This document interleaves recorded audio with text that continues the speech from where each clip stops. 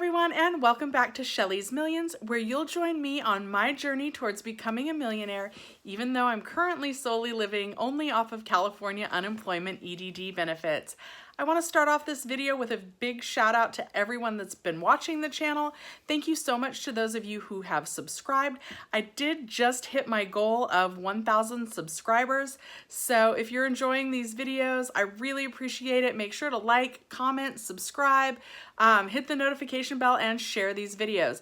It all helps the YouTube algorithm, it helps my channel, and it helps me reach my goal of becoming a millionaire. So once again, I really just want to thank everyone that has already done that. I also just want to say what a great community this has been. There's been a lot of comments that I'm not able to answer all on my own, but you guys have all been helping each other and everyone's just been so supportive, and it's just better than I could even imagine. So really thank you so much to those of you who have already found my channel, and I hope to look forward to more of the same from some great people that are just discovering the channel. I want to make a disclaimer that I'm not an expert, especially not in today's topic.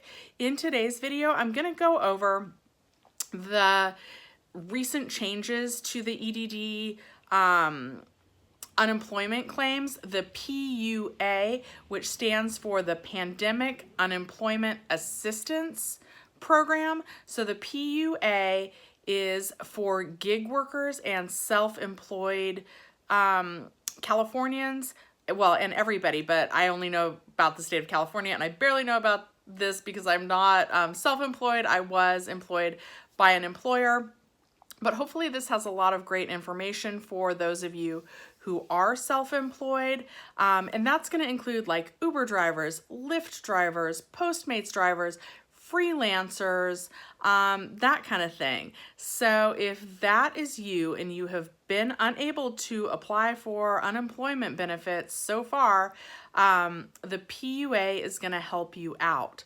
I'm going to cut right to the chase, and a lot of people have been asking me what they need to do if they need to extend their benefits. Now, someone who needs to extend their benefits, that's going to be somebody who was on unemployment and it ran out before the 13-week extension went into place. That's going to be to someone that was unemployed earlier in the year or earlier last year, and maybe they went back to work for 6 weeks, and but they had exhausted their benefits. That part of the program is coming a little bit later, and that part of the program is called the part of the program that extends the benefits for the additional 13 weeks.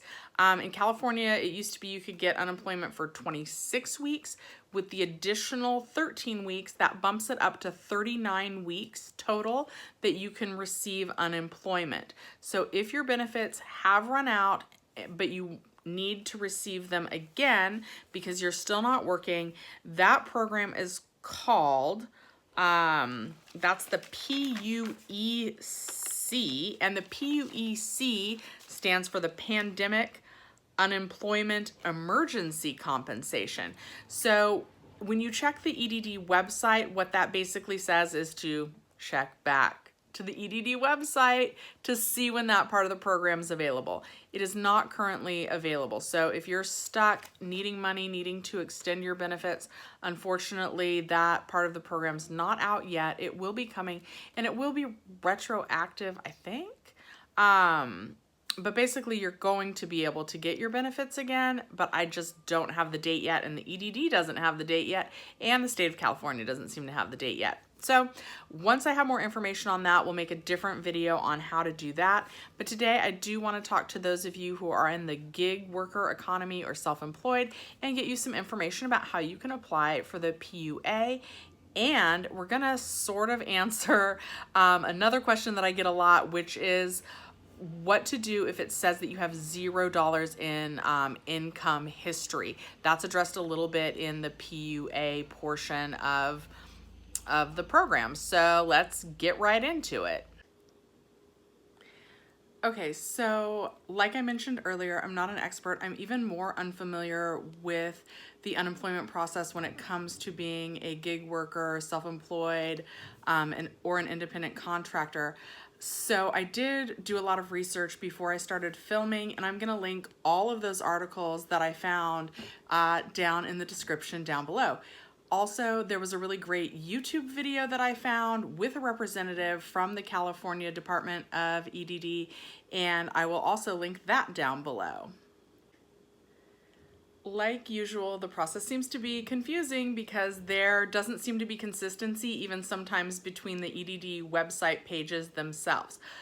For example, regarding getting extended benefits, and thanks to Chad for pointing this out, that's actually not covered in the PUA, which is this portion of the CARES Act. It's going to be the PUEC. But even on the California EDD website, in one section, it says you may qualify for PUA benefits if you are unemployed, partially unemployed, unable to work, or unavailable to work as a direct result of CV, and you meet one of the following criteria. And one of the following criteria on this page, which is on the FAQ page, which I'm also going to link down below, is you have collected all unemployment benefits for which you were eligible and remain unemployed or partially unemployed as a direct result of a CV reason. This means that you were qualified for regular UI but have exhausted those benefits as well as any extended benefits.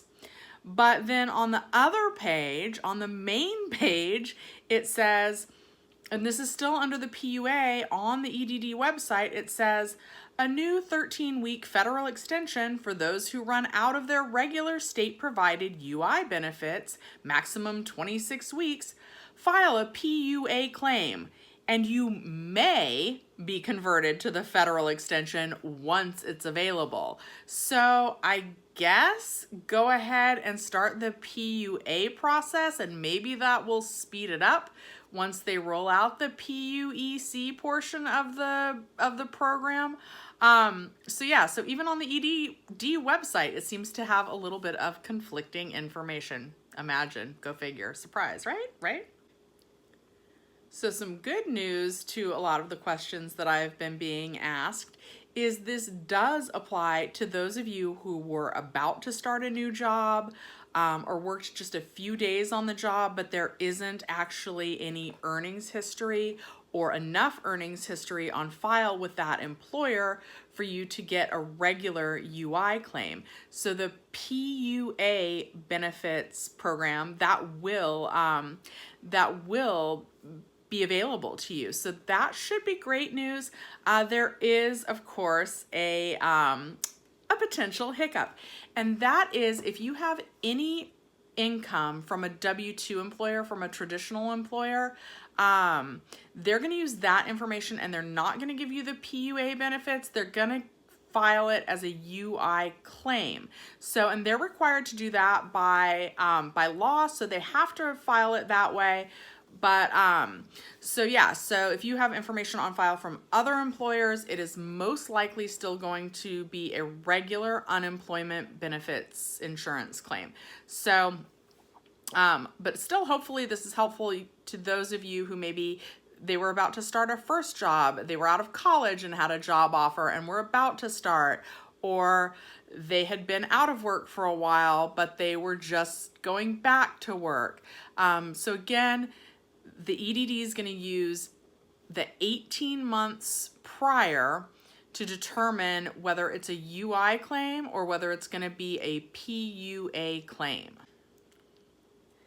The PUA became available on April 28th, and in its first day, I read that 190,000 people applied for the program, and as you guessed, that slowed the website down, it crashed the system, and it made the process of applying for PUA more difficult than it needed to be.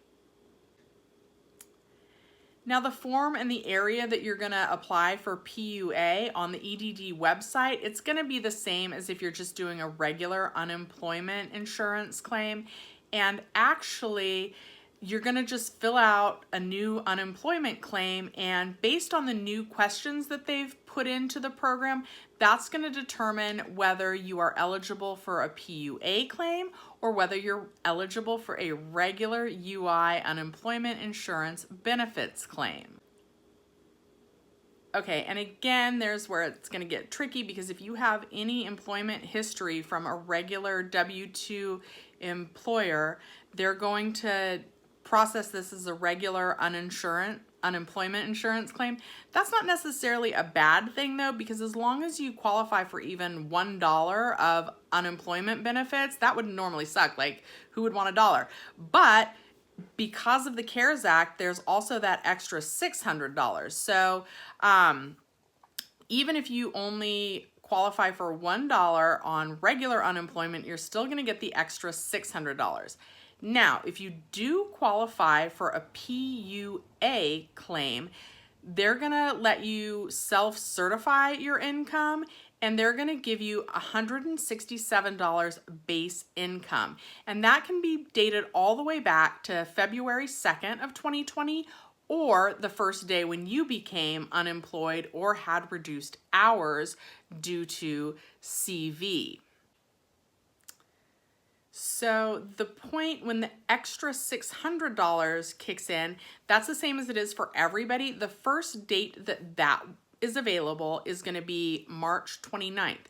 So if you are self-employed or unemployed, and self-employed and unemployed, whichever kind of claim you're getting, the $600, the first date that that's available to anyone is March 29th, for the week starting March 29th.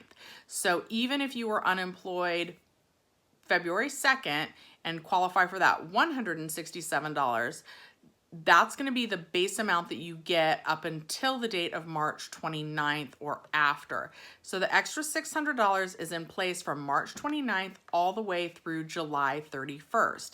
Now, if you find yourself still unemployed or with reduced hours after July 31st, it's going to revert back to the base amount of $167. So that's going to be a total of $767 for the weeks of March 29th.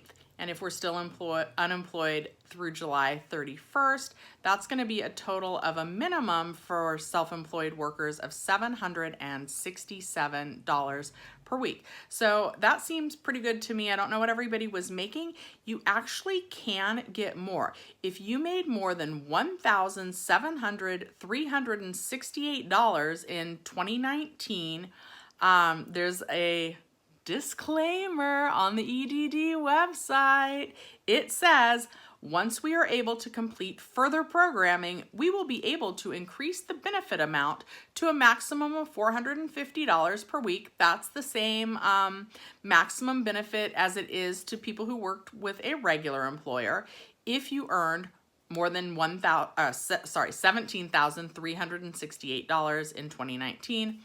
This page will be updated with instructions for reporting additional wages for higher weekly payments. So you are going to need to send additional documentation if you think that you qualify for more than the base amount of $167. One of my friends that applied, he was an actor. He qualifies. He had his payment history right there with him from his acting jobs, and he is going to qualify for the $450 a week. They already were able to tell him that, and so his weekly benefit amount with the extra $600 is going to be a total of $1,050. So definitely, if you made more than the $17,368, go ahead and figure out what paperwork that you need to get to the EDD. Check the EDD website frequently to see what those updates are so that you can get even more than the $767. I'm going to go ahead and share my screen with you, my cell phone screen that I recorded earlier. It's going to show you how to get to the section of the EDD website with the information on the PUA, including the part about what to do if you've already filed a claim, but your award notice said that you have $0 in benefits, which I know is an issue a lot of you are having. So I'm going to switch over to the screenshots of my cell phone now. Okay, everyone, so we are on the edd.ca.gov website. I'm using it from a mobile phone, and this is the home page. From here, you're going to hit those 3 lines on the right-hand side, and you are going to go to Claims. From Claims, you're going to scroll down, and you are going to hit, or you're going to pass Unemployment Insurance, and then you're going to hit Pandemic Unemployment Assistance. Right up at the top in the blue box is where you can access the Pandemic Unemployment Assistance FAQ, frequently asked questions. And then it just tells you, more about the program on this page. But what we want right now is we're going to scroll down and we're going to look at a question that a lot of you have asked. Right under where it says how to file a claim, it says Pandemic Unemployment Assistance. If you qualify for a regular unemployment insurance UI claim, you should not file a PUA claim at this time. If you filed for a UI and received an award notice indicating $0 in benefits available, visit PUA FAQs for what to do next. So let's go ahead and push that. And we're going to scroll down. This is a really good thing that you'll check out. It addresses a lot of questions. Oh, good. I've got a bonus on Ibotta that just popped up on my screen. P.S. We're going to be doing a video on Ibotta eventually because you guys should all be using that because it can save you some money on your grocery shopping. And who doesn't need to save money that's on unemployment and or trying to become a millionaire? Sorry, I'm babbling. Okay. Hold on. Okay. What should I do if I already filed a claim for a regular unemployment insurance, UI, and I received a notice of unemployment insurance award showing $0 in benefits? If you filed for UI and received an award notice which shows your weekly and maximum benefits amounts indicating $0 in benefits available, it could be because of one of 3 scenarios. We could not verify your identity, and then I'm not actually going to read all of this. If that's the problem, you've got 10 calendar days to mail them back the proper forms of identification. Then after that, they're going to send you a notice telling you what the wage records show. It could also be because you were misclassified by your employer or because you're self-employed or an independent contractor and have not paid contributions to the state unemployment insurance trust fund. But part of the CARES Act, you would be eligible for the PUA. So there is a note. It says if you are one of the workers under number 3 above, self-employed or independent contractor who received the $0 benefit award notice and you have not requested a wage investigation, as described in number 2, then you may apply for PUA by filing a new claim through UI Online beginning April 28th.